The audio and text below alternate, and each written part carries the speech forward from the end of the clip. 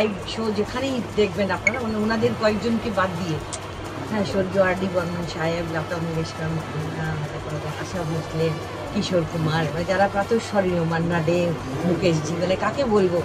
তো তারা আমাদের হৃদয়ে বিরাজ করে, কিন্তু তাদের মূর্তি বানিয়ে বাড়িতে প্রতিষ্ঠা করা, এটা বলে না যে সঙ্গীত নিয়ে পাগলামি।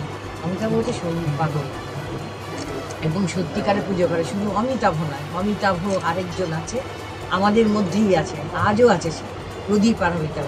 আমি বলতাম জয় আর বিরুর জুটি ওরা। আপনারা দেখেছেন ছোট্ট নাতনি আজকে গান গেয়েছে। তো ওদের দুজনের ভালোবাসা, কিশোর কুমারকে শ্রদ্ধা করা, পুজো করা, আর ডি বর্মনকে পুজো করা, এটা বিরল।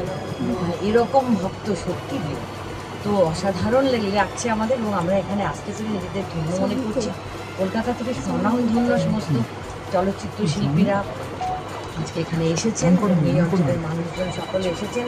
এখানকার প্রাক্তন কাউন্সিলর, আমার অ্যাডমিনিস্ট্রেটিভ বোর্ডের যিনি আছেন মেম্বার, তিনি এসছেন। আপনারা সকলে, সমস্ত সাংবাদিক ভাইয়েরা যারা এখানে আজকে আছেন, প্রত্যেককে রথযাত্রার শুভেচ্ছা। এবং বলবো এইরকম সঙ্গীত পাগল যেন যুগে যুগে জন্মায়, বারে বারে জন্মায়, প্রতিটি প্রজন্মে জন্মায়, তবেই এই সমস্ত শিল্পীরা বেঁচে থাকবে। তাদের নমস্কার।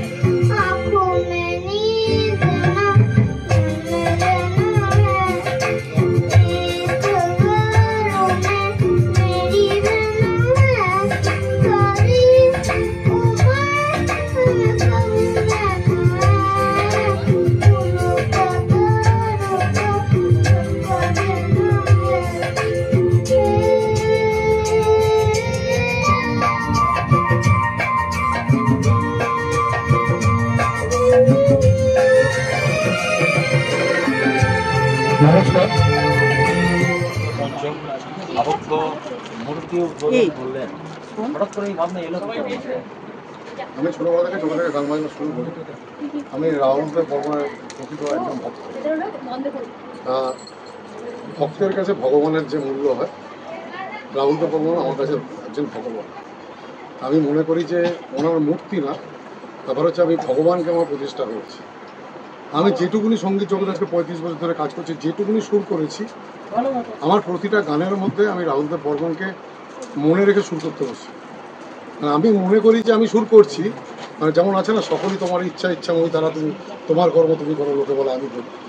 সবাই জানে অমিতাভ সুর, কিন্তু আমি মনে করি রাহুলদেব বর্মনের সুর। কারণ আমি ওনাকে প্রণাম করে আমি এই সুরটা করতে বসি।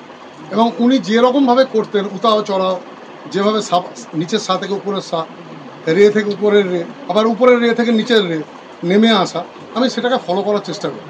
এতে যদি বলে কেউ চুরি করা, যদি কেউ বলে অনুসরণ করা, যদি কেউ ভক্ত মনে করে ভক্ত, আমি ওনার একদম অন্ধ ভক্ত। এবং আজকের দিনটা যে আমি সম্পূর্ণ করতে পেরেছি, এর জন্য আমি নিজে উপরওয়ালার কাছে কৃতজ্ঞ, আপনাদের মতো প্রেসের কাছে কৃতজ্ঞ, সাধারণ মানুষের কাছে কৃতজ্ঞ যে এরকম একটা আমি কাজ করতে পেরেছি। কারণ অনেক মানুষই কাজ করতে গিয়ে কাজটা করতে পারে না।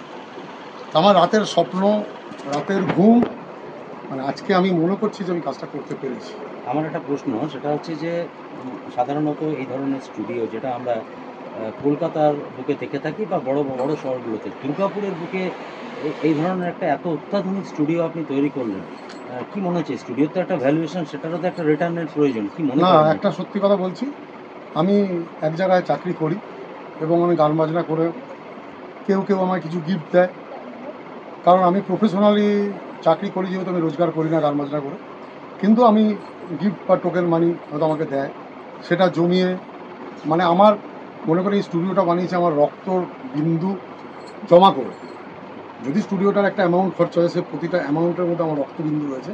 কেন তৈরি করেছি তার কারণ হচ্ছে, আমি ছোটোবেলা থেকে যখন গান বাজনা শুরু করেছি, আমাকে দেখেছি যে আমাকে মাইকের সামনে যেতে গেলে আমাকে নয় কলকাতা নয় বোম্বেতে আমার যেতে হয়েছে। এবং কলকাতা শুধু যাইনি, সকালবেলা বিধানে নেমেছি 9টায়, কোনো একটা স্টুডিওর দরজায় গিয়ে 10টায় দাঁড়িয়েছি, সন্ধ্যে 6টায় আমি ডাক পেয়েছি, তার পরের দিন গিয়ে আমি সেখানে মাইকে ভোকাল দিয়েছি, তাও পেমেন্ট করে। সেটা যেন আমার এই মফস্বল এলাকার মানুষদেরকে সেই কষ্টটা না করতে হয়।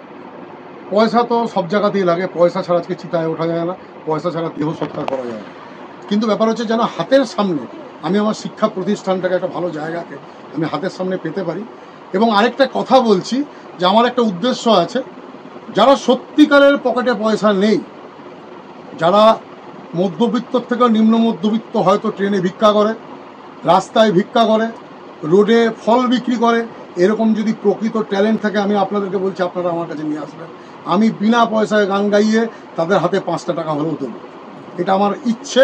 কিন্তু যারা ইমারতে থাকে, যারা ভদ্র সমাজের একটা উচ্চ পর্যায়ের মানুষ, তাদের কাছে স্টুডিওর যে নির্ধারণ করা থাকবে সেটা আমাকে নিতে হবে। কিন্তু সত্যিকারে বলছি, যদি কোনো ট্যালেন্ট রাস্তার মাঝখানে মারা যায়, সেই ট্যালেন্টকে ধরে ধরার দায়িত্ব আমার। আমি সেই ট্যালেন্টকে দিয়ে গান রেকর্ডিং করিয়ে আমার ইউটিউব চ্যানেলে পোস্টিং করে এবং প্রমোশন পর্যন্ত আমি করে তার হাতে 5 টাকা দিয়ে টিফিন খাইয়ে বাড়ি পাঠাবো, এটা আমার ইচ্ছে।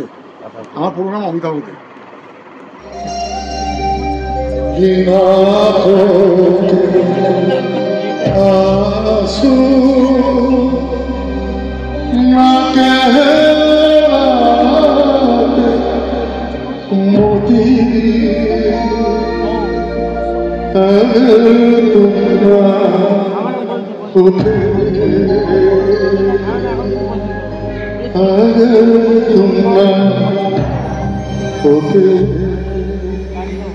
সত্যি আর্ডিবাবু না থাকলে হয়তো আমি থাকতাম না, কিশোর কুমার না থাকলে হয়তো আমি থাকতাম না। তার কারণ হচ্ছে আর্ডিবাবু কিশোর কুমার